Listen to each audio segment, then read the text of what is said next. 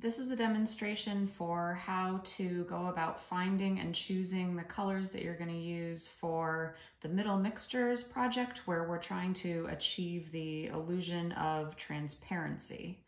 So I want to show you what colors to select initially and how to make your selections more advanced as you go along, and also how to practice achieving the transparency illusion using a very particular arrangement of your sheets of color aid paper. So I'm going to start out with a fairly simple one here. We're going to use simple colors that we know how to mix as if we were using paint, and we'll go from there. So we're starting out with a very saturated blue. It's a little bit lighter than maybe your pure pigment would be, and a saturated yellow.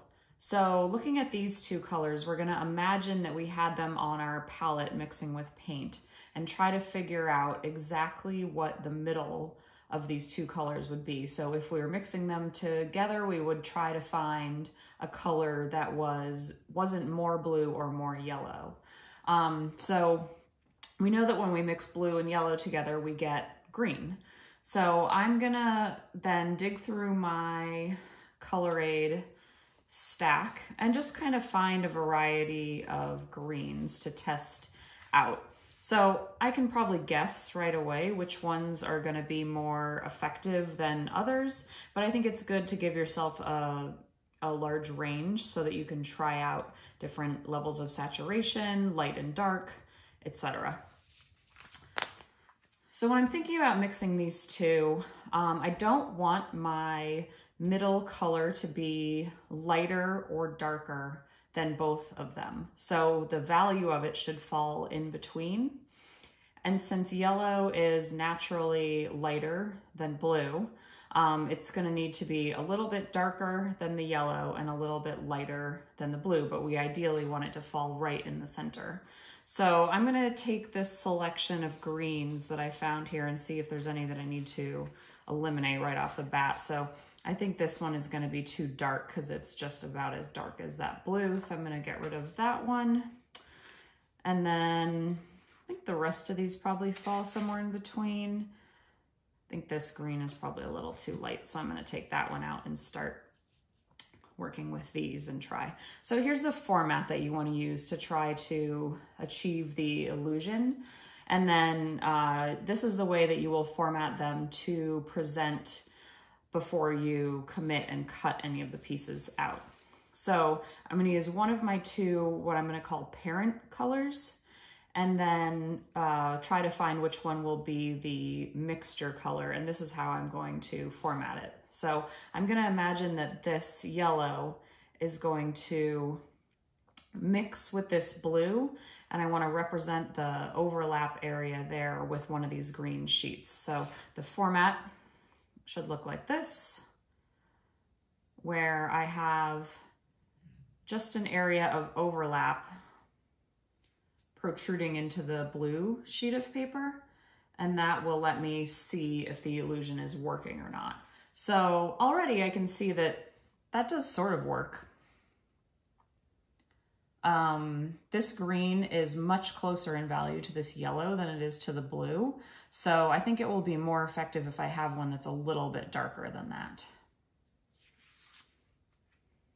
So let's try this one.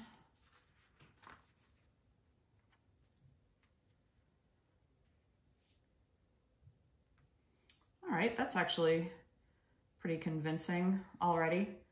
It'll look much clearer when it's cut out and glued down as well. But I think that's an option. I'm gonna try a couple more. How about this one?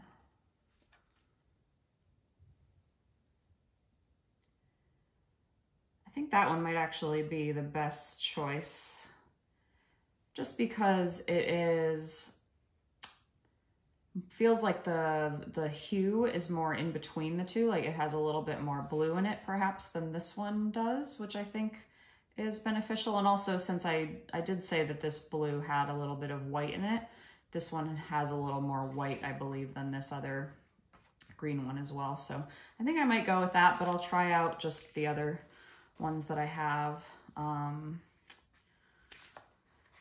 to see if any of them work better. Too light.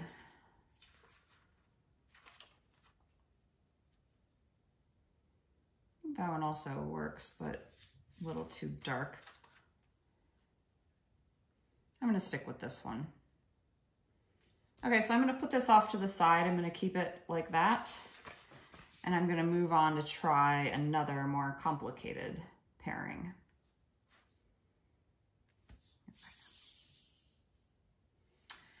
So let's stick with blue and yellow and see if we can achieve one that is a little bit more complicated.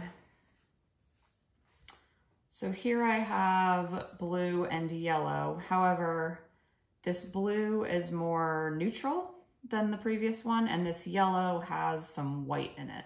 So I'm gonna start now making a color inventory to try to help me figure out what colors I might use to mix these. So in order to achieve the middle, if I was mixing them with paint, I would mix up this, this neutral blue. I would mix up this tint of yellow, and then I would mix those two together. So to help me kind of visualize how to do that, I'm gonna make myself an actual physical list. So this blue is going to have, I want to decide if I think it's a warm or a cool blue. So I think it's a cooler blue. So if I was mixing it with my pigments, it would be more of that ultramarine blue rather than the turquoise. But I'm just gonna write blue for now because with the paper, it's easier that way. This one might even be moving a little bit towards violet. I could check the number on the back and check that against my list, my chart that came with the Color Aid paper. But I'm just gonna use my eyes because I feel like that doesn't always actually work to achieve the best illusion. So I'm gonna say blue. I'm gonna say maybe it has a little bit of red in it. And then it's definitely a shade of blue. So it's gonna have some black in it. This one, we're going to have yellow and also white.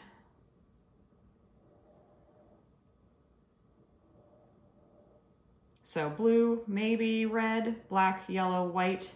I want to now envision what the color is that might be the mixture of those two. So it's still going to be green, but the green is going to be neutralized by maybe a little bit of red. It's going to be a little bit of a shade, so it's going to have some black in it, but it's also going to have some white in it. So it's going to be fairly grayed out, right, from the pure color. So I want to look for a green that I think has all of those attributes. So again, I find since my pack is not organized at all and a lot of pieces are cut out, I just kind of quickly dug through it and just grabbed all the greens that were varying levels of saturation and had varying amounts of yellow and blue in them to try to give myself a variety to play around with. Now again, I want to find one that exists between these two values, so not darker than this blue and not lighter than this yellow, ideally right in between in terms of value. So now looking at these, obviously I can eliminate some right off the bat, like maybe that one's a little too light. I might try it though. I think this one is definitely too dark, so I'm gonna get rid of that one. Okay, now I'm just gonna use the same process again, cycle through these and see if I feel like any of them achieve the illusion. I can already tell that some of these are either too yellow or too saturated, so they probably won't work, but I'm gonna test them out anyway. So let's start with this one.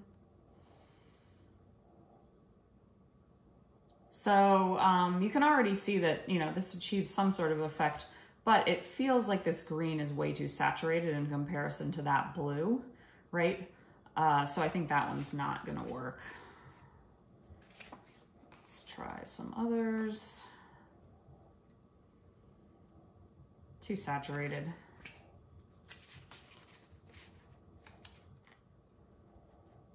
That one's more on track, but I think it's too light. This one has a piece cut out of it, but I'll try it anyway. I think it's still too saturated, like a little too yellow and maybe too light.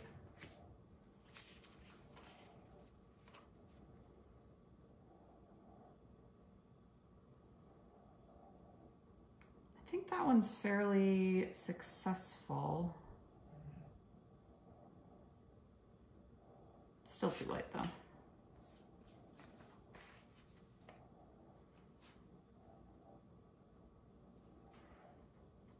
Maybe that one is the most accurate so far.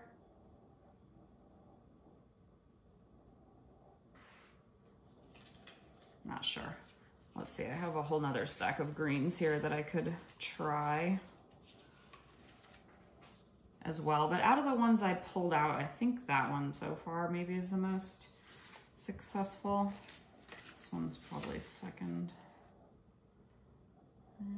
Too saturated. I think that one's the most successful, so I'm gonna keep that one over here and just try a couple more.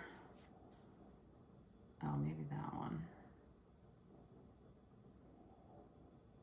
Still maybe a little too saturated, but I think between one of those two, I can make that success. I can see that these are gonna be too dark, too light. Let's try this one. Huh. I think that one's actually kind of convincing.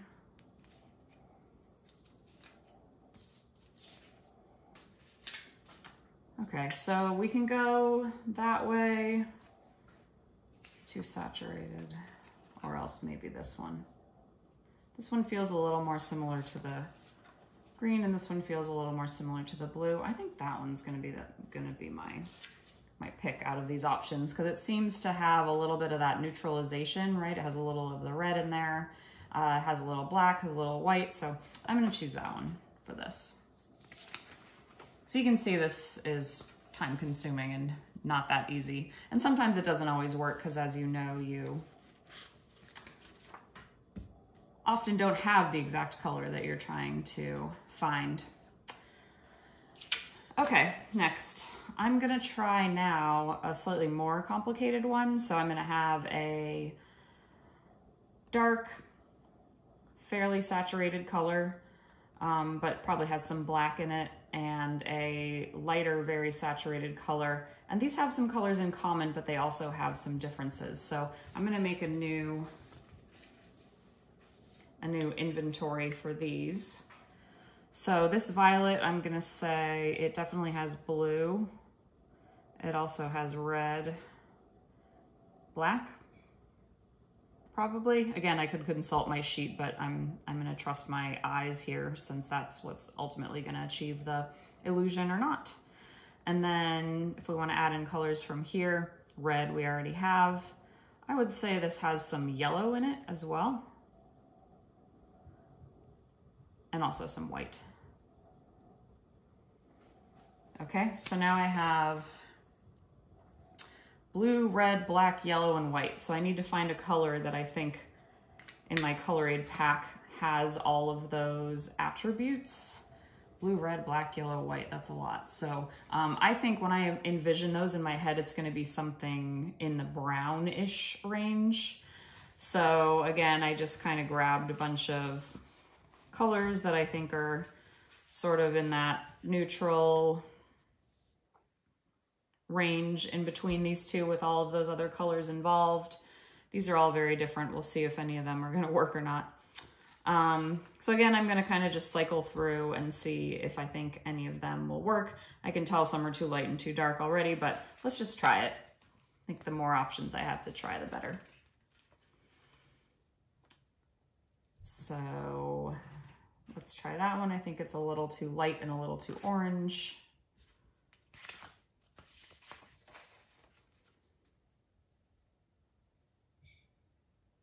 A little too light, but I think it's in the right range.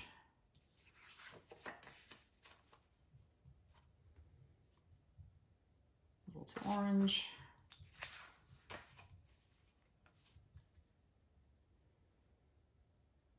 It's still too orange. A little too dark, but I think it's getting there. Maybe this one. I think that one's pretty.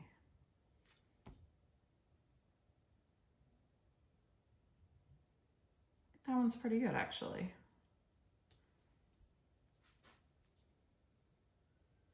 I think that's a fairly successful illusion. I'll probably stick with that one, but I'll try these last two. Too light. I think that one's fairly successful as well, but this one was a little bit stronger.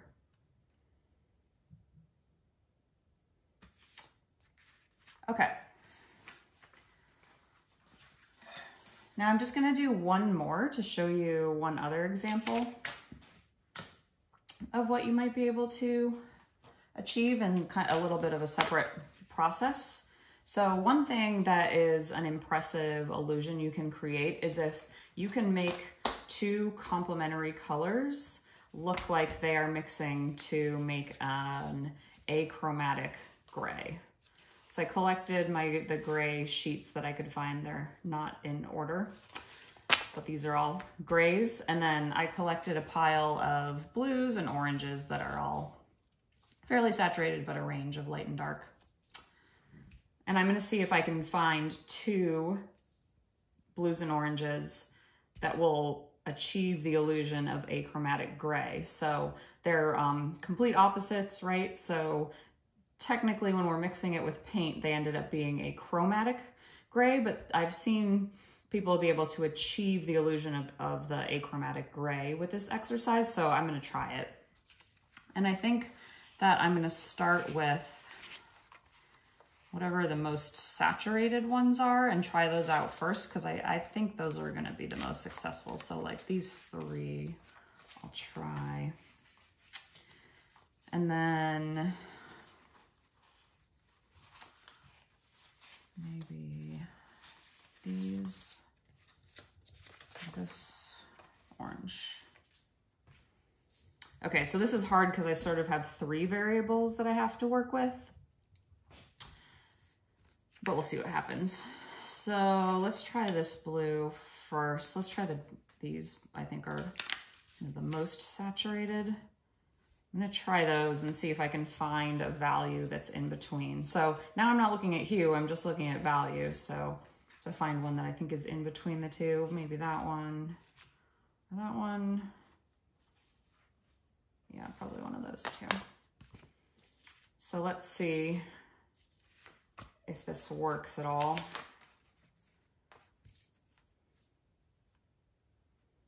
Kind of. I think that actually does sort of work.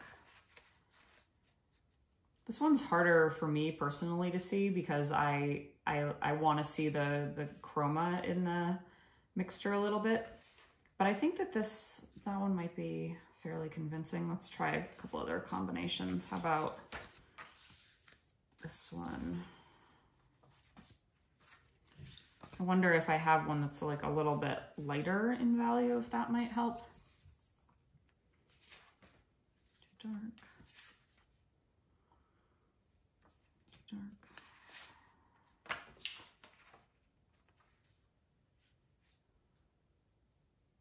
That might work. See, I feel like this one works a little bit better because I'm starting to see a little bit of warmth in the gray where it's overlapping because of its relationship to the surrounding colors. So I think we could actually pull that one off. Let's stick with that. So ultimately, the first part of this assignment that I want you to submit is going to be just these examples where you get feedback. So when you're taking photos of them, you could do one at a time. So I could photograph this one and post it and then put a few of my other options, or I can lay out all of the various ones that I just selected.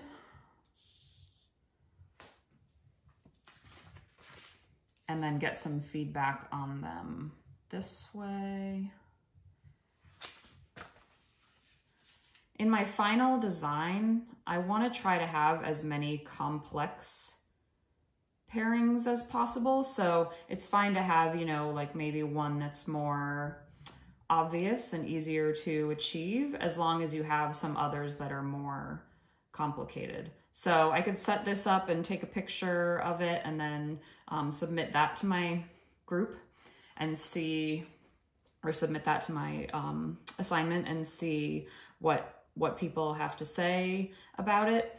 Obviously, a lighting scenario that is less direct. So right now I have overhead lights on because it's fairly cloudy outside, but if I was to do this outside, I could eliminate the shadows a lot more because it's much easier to see the illusions when they're a little bit flatter and they don't have the shadows on them. And then ultimately, when I commit to my color selections and cut these out and paste them, I'm going to cut out every sheet of paper so that there is no overlap and they all lie flat, and that's going to make the illusion even stronger. So that's the process. Definitely ask me any questions if you have them about this, and I will talk about this in the lecture class as well as follow up with everyone to make sure that you're clear on it. But if you can achieve this, it's one of the more exciting illusions I think that we can create, because not only are you making it look like you're mixing colors of paper, but it also has that transparency illusion that goes along with it. And that's something that can be used in a lot of different aspects of art and design.